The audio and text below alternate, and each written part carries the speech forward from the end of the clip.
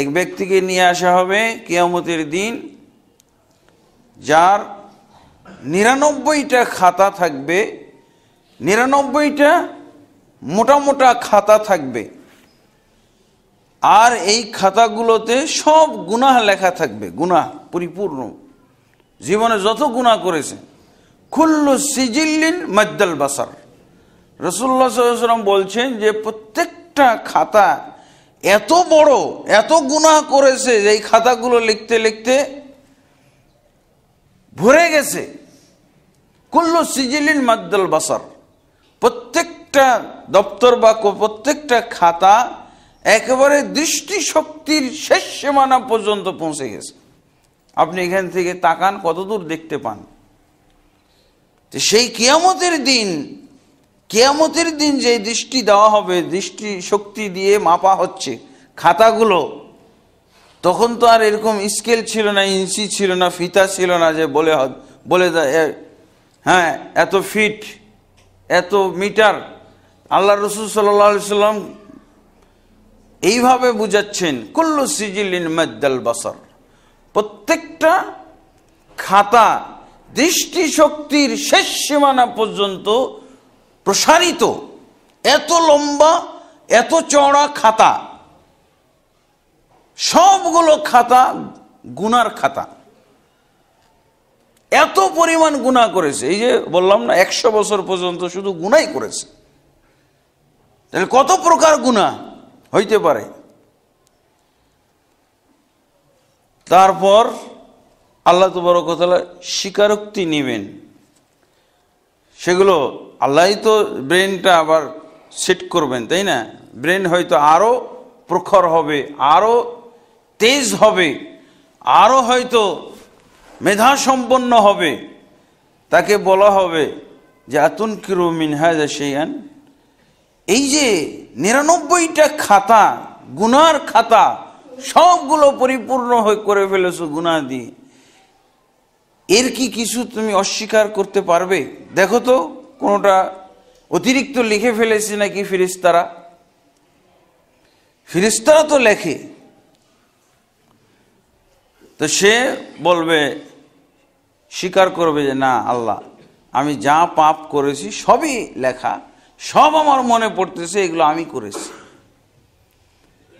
তারপরে ওই ব্যক্তিকে, তাহলে দেখেন গুনার পরিমাণ, গুনার সংখ্যা কত হইতে পারে। 99 খাতা, আর খাতাগুলো এত বড়।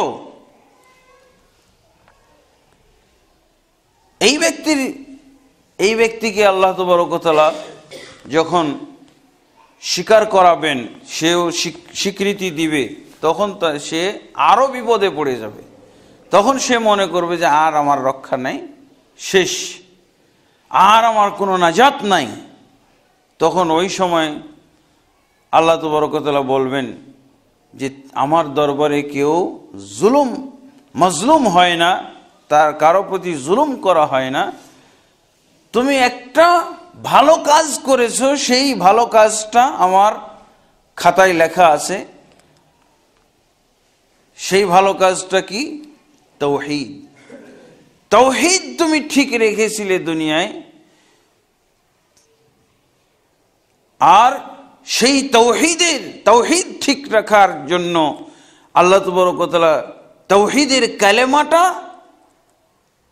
99 খাতার বিপরীতে একটা কার্ডে লেখা থাকবে, লা ইলাহা ইল্লাল্লাহ। এটার জন্য কি 99 খাতা লাগবে?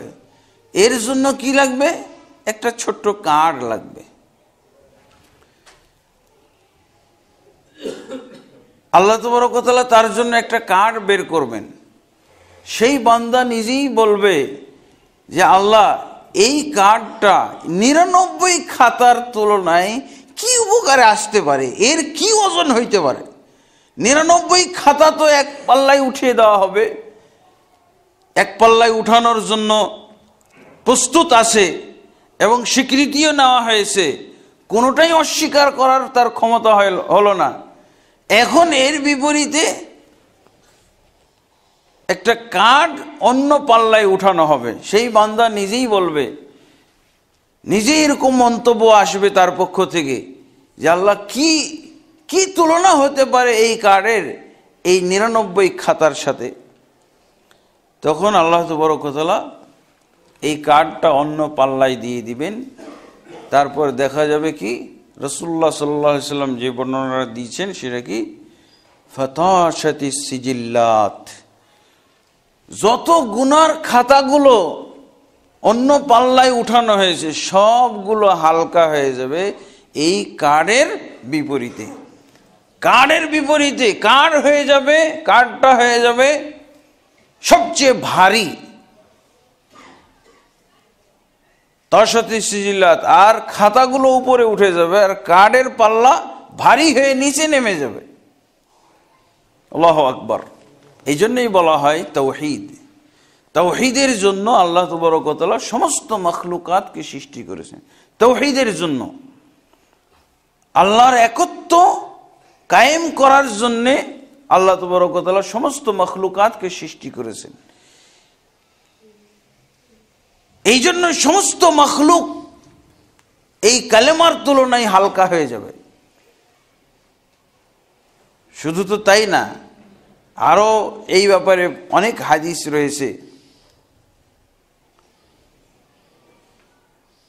কালেমা বা এই তৌহিদের বাক্য বা তৌহিদের বাণী, এটাকে তো পাপী ব্যক্তির 99 খাতার বিপরীতে চাপিয়ে দেওয়াতে তৌহিদের পাল্লা ভারী হয়ে গেল। এটা তো অনেক সহজ কথা, এটা তো অনেক বোধগম্য কথা। এর চেয়েও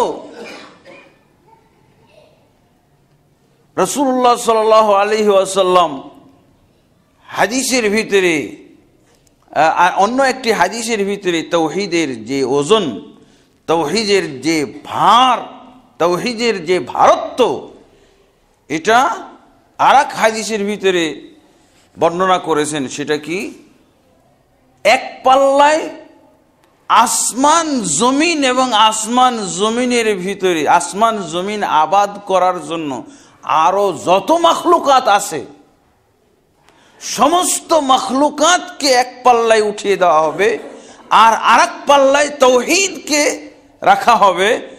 তখনও তাওহীদের পাল্লা ভারী হয়ে যাবে, সমস্ত মাখলুকাত হালকা হয়ে যাবে। কারণ এই মাখলুকাতের সৃষ্টি হয়েছে তো এই তাওহীদের জন্য।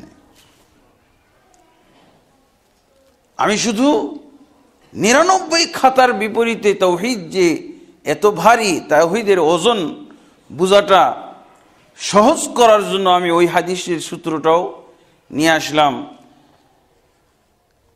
এগুলো সব মুসনাদ আহমদ এবং অন্যান্য হাদিস গ্রন্থের ভিতরে রয়েছে, সবগুলোই সহিহ হাদিস।